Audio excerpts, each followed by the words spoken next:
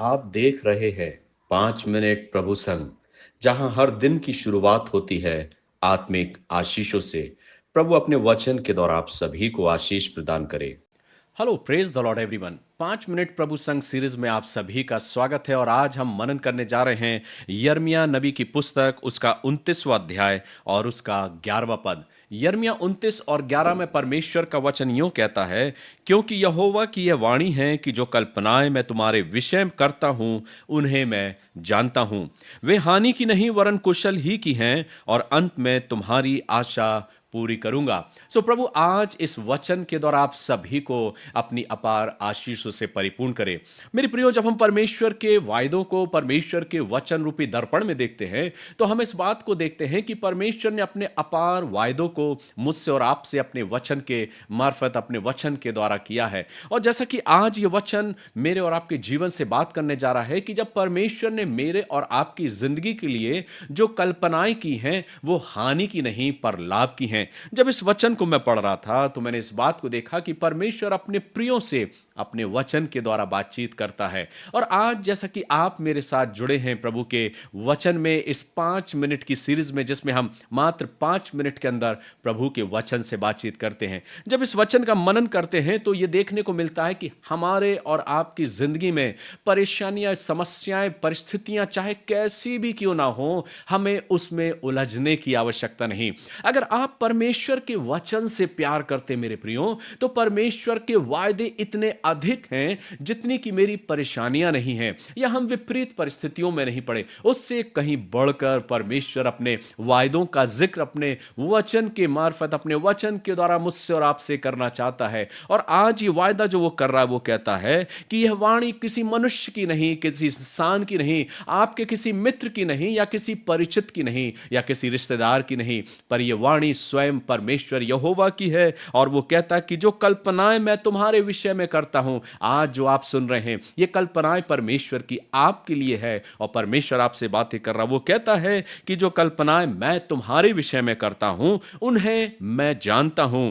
ये कैसे जानता है परमेश्वर? वो कह रहा है, जिन्हें मैं जानता हूं वे हानि की नहीं वरन लाभ की, ये कुशल की है, और अंत में तुम्हारी आशा पूरी करूंगा। मेरे प्रियो, आज परिस्थिति चाहे कैसी भी क्यों ना हो, हमें परमेश्वर के इस वचन पर ध्यान रखना है और अपने जीवन को स्मरण करना है कि मेरा और आपका परमेश्वर मुझसे और आपसे वायदे करता है। अब जरूरत यह है कि मैं उस वायदे पर भरोसा रखता हूं या नहीं, यह मेरी और आपके विश्वास पर निर्भर करता है। इसलिए परमेश्वर के उन वायदों पर भरोसा कीजिए जिसमें उसने वायदा किया है, जिसमें उसने कल्पनाएं की हैं, वे हानि की नहीं पर लाभ की हैं।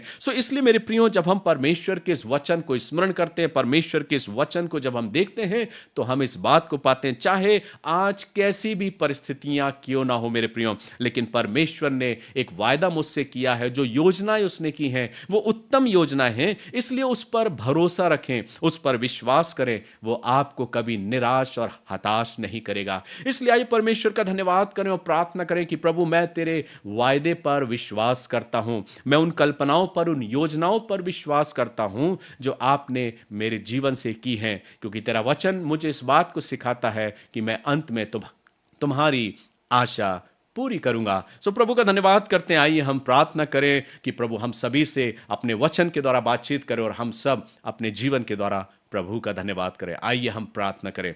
प्यारे प्रभु, हम तेरा धन्यवाद करते हैं आपकी अपार उन योजनाओं के लिए, और उन योजनाओं पर हम भरोसा रखते हैं। प्रभु, हमारे विश्वास को और मजबूत कर। हम विश्वास करते हैं कि आपने जो योजनाएं हमारी जिंदगी में की हैं प्रभु, वे आशीष की हैं, उन्नत की हैं, प्रगति की हैं, सफलता की हैं। प्रभु, आज हर एक सुनने वालों पर आपकी आशीष मांगते हैं, प्रार्थना करते हैं प्रभु जी, अपने अपार अनुग्रह से परिपूर्ण करें। ये वायदा उनकी जिंदगियों में और अधिक फलवंत होने पाए। वे आप पे भरोसा करें प्रभु, आपकी योजनाओं पर, आपकी कल्पनाओं पर विश्वास करते हुए अपने जीवन को मजबूत बनाए। चाहे परिस्थितियां कैसी भी क्यों ना हो, लेकिन हमारा ध्यान हमारे परमेश्वर की ओर है, क्योंकि यह वायदा किसी इंसान का नहीं, किसी मित्र का नहीं, पर मेरे जीविते परमेश्वर का है, जिसने यह वायदा मुझसे किया है कि जो कल्पनाएं मैंने तुम्हारे विषय में की हैं वे हानि की नहीं पर लाभ की है। प्रभु, अपने वचन के द्वारा हर एक सुनने वालों पर अपनी अपार आशीष और अपने करुणा को प्रदान करें। मांगते दुआ हमारे उद्धार का, तो त्राण करता और फिर से जल्द आने वाले यीशु मसीह के नाम से, आमीन। सो गॉड ब्लेस यू मेरे प्रियो, प्रभु आप सभी को आशीष दे और आज अपने इस वचन के द्वारा आप सभी से बातचीत करें, अपने जीवन के दिन की शुरुआत करें प्रभु के इस वायदे के अनुसार, जिसमें वो कहता है कि मैं तुम्हें आशीष दूंगा, तुम्हारे लिए जो कल्पनाएं हैं वो आशीष की हैं और अंत में तुम्हारी आशा पूरी करूंगा। God bless you.